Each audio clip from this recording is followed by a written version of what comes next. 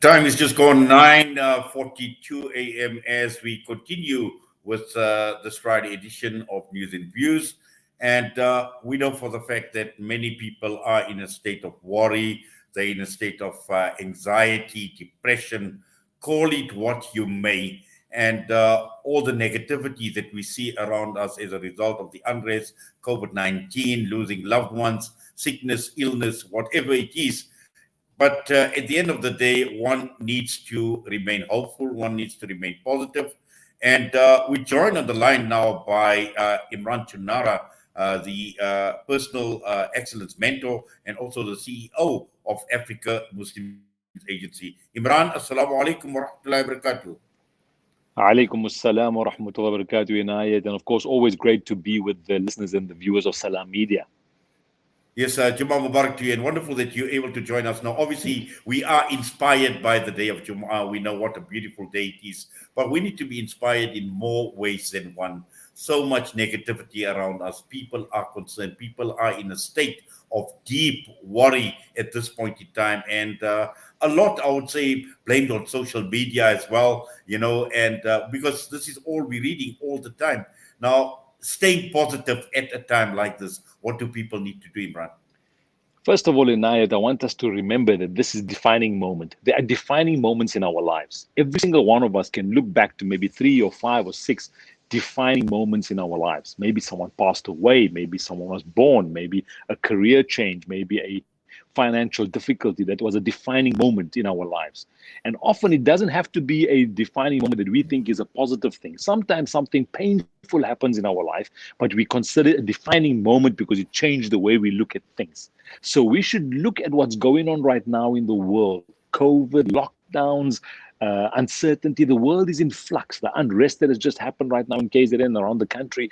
The world is in so much flux. It's changing so rapidly around us that it's more important now than ever to look at the defining moments in our lives. And I said this, I did an Instagram thing the other day to say that you must understand what solid ground you're operating on right now, because the world is shaking, it's moving, it's in flux, it's uncertain, it's swaying like this in the wind. If you're waiting for the world to settle so that you can have this new normal mentality, there's no such thing as new normal and old normal. Things are not going to go back to the way it was because it should not go back, number one. Number two, it's not going to be, what is the new normal anyway? Who defines the new normal? You're right. Social media is defining the new normal. Do you even know the people on social media? You know a few of them, but you don't know majority of them. So we can't let society define the new normal. That's why we live in a state of anxiety. We live in a state of confusion. No, stop. You decide what your foundation is. Decide what your value system is. So how do you stay positive? People ask me all the time, how do I stay positive? Decide what your value system is. And then make your decisions daily based on your value system. For example, all the unrest going on and went on, for example, it brought out a lot of hatred, resentment. It brought out a lot of that. But if your value is love, if one of your values is forgiveness, one of your values is love, then you don't turn naturally to hate. Yes, you're not happy with what happened. Don't get me wrong. I'm not saying just everybody must just say, no, it's okay. No. I'm not saying that.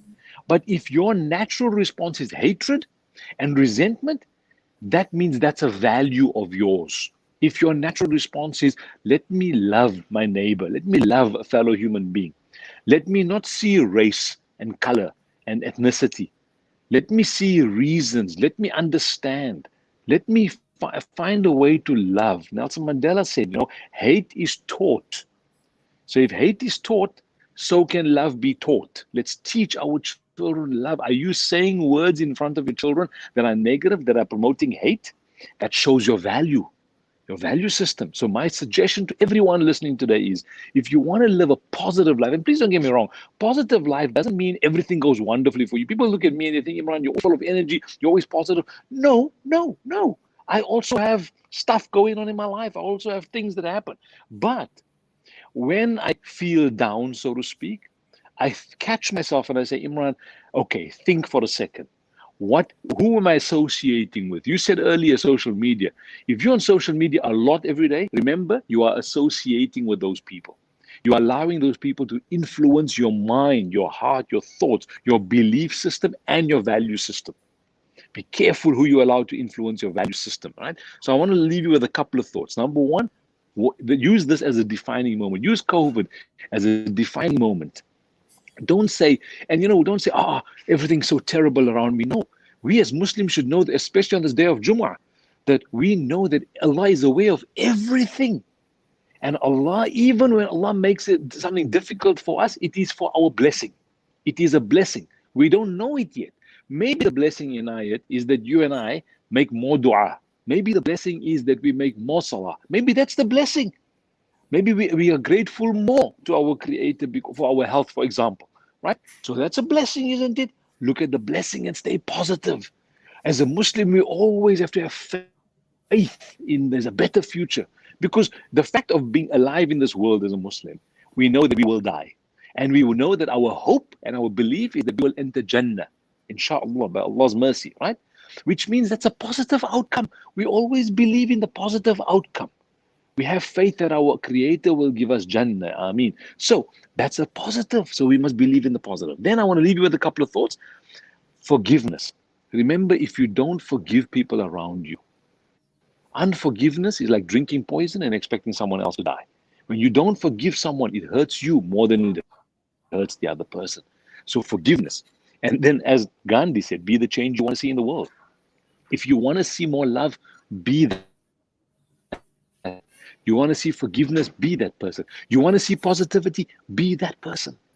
Is it easy? No, it's not. Nothing is easy. Life in this world is not meant to be easy. So too many of us, we try to look for the easy road. Human beings are like water. Water will always follow the path of least resistance. If you're pouring water down, it follows the path of least resistance. We as human beings, if we let ourselves just be, we follow the path of least resistance. We love the easy road.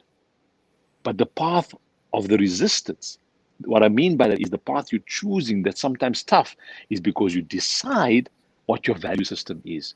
Is your value system faith, family, health? Is it spirituality? Is it love? Is it forgiveness? Is it kindness? Is it generosity?